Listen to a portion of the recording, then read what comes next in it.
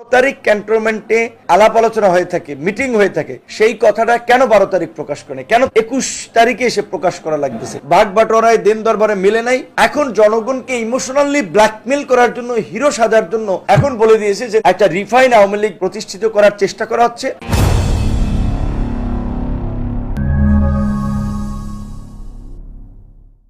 হাসনাত আব্দুল্লাহ এই আন্দোলনের মোটামুটি পরিচিত মুখ এবং ছাত্র নেতা হিসেবে বেশ পরিচিত।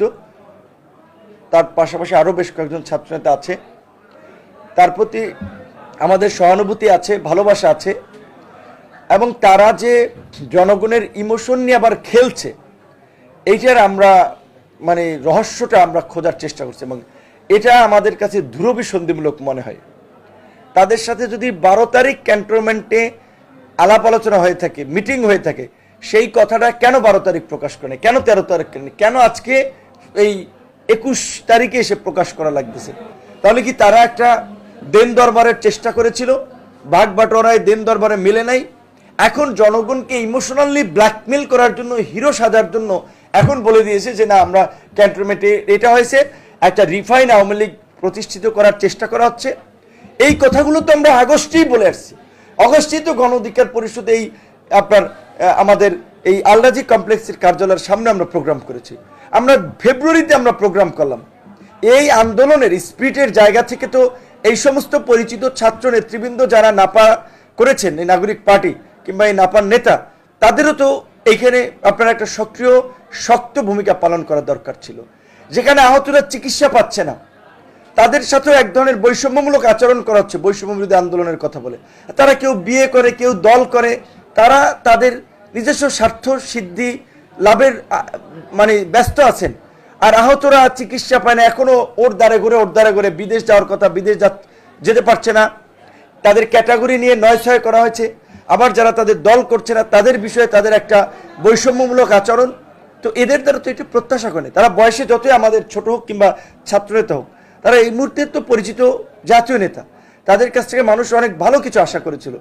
এখন এই সেন্টিমেন্টকে কাজে লাগিয়ে তারা যদি মানুষকে ধোঁকা দেওয়ার জন্য একটা ইস্যু মাঝে মাঝে ছেড়ে আসলে রাজনীতির মাঠ নিয়ন্ত্রণ করতে চায়, সেটা কিন্তু একটা ভয়ঙ্কর খেলা হবে, এবং এই খেলার পরিণতি খুব খারাপ হবে। এখন এই যে সামরিক বাহিনীকে জনগণের মুখোমুখি দাঁড় করিয়ে দেওয়ার চেষ্টা করা হচ্ছে, যে সামরিক বাহিনী এইটা করছে, ওইটা করছে, রাষ্ট্রপতির পদত্যাগ, সংবিধান বাতিল, এটা গণ অভ্যুত্থানের স্পিরিট ছিল।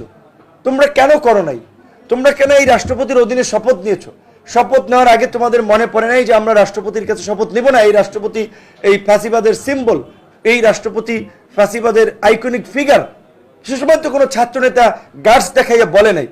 তারা ওই যে গাছের আগারটা খাইছে, এখন তলারটা খাইছে, যাই এখন বলছে রাষ্ট্রপতি সরাবো, তারপরে আমরা রাজনীতি নিয়ন্ত্রণ করব, সেনাপ্রধান সরাবো, সেনাবাহিনী আমরা নিয়ন্ত্রণ করব, পুলিশ প্রধান আমরা বসাবো।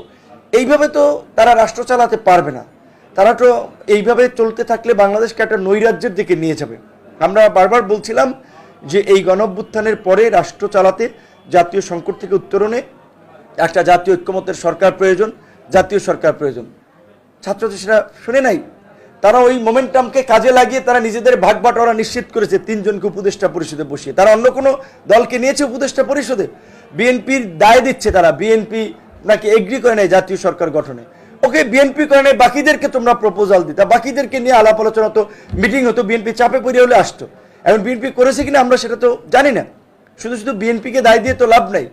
আজকে আমরা বারবার বলছি যে সরকার একটা নিরপেক্ষতা বজায় রাখতে হবে। এখন যেহেতু এই ছাত্র নেতারা একটা দল গঠন করেছে, তাদের তো উচিত পদত্যাগ করে রাজনৈতিক দল করা, রাজনীতির মাঠ থেকে এই ফাঁসিবাদের বিরুদ্ধে আবার প্রয়োজনে আন্দোলন সংগ্রাম করা। এখন তারা একদিকে উপদেষ্টা আছে, ওইখান থেকে সিম্প্যাথি এবং ফেসবুকে লাইক কমেন্ট পাওয়ার জন্য সস্তামূলক পোস্ট দিচ্ছে যে প্রশাসক নিয়োগ দেওয়ার আগে আমাকে একটু জানাইয়েন, আমি মন্ত্রণালয়ের দায়িত্বে আছি, কিংবা আওয়ামী লীগের প্রশ্ন কোনো আপোষ হবে না। কেন তুমি সরকারে আছো না? তুমি সরকার থেকে পদত্যাগ করো যে না, আমার প্রধান উপদেষ্টা এই বক্তব্য দেওয়ার প্রতিবাদে আমি পদত্যাগ করছি। তখন তোমার হিরোইজম বোঝা যাবে, তখন তোমার কমিটমেন্ট, ডেডিকেশন বোঝা যাবে। তোমরা তো সেটা করছো না। তোমরা জনগণের ইমোশন নিয়ে খেলছো এবং জনগণকে বিভ্রান্ত করছো।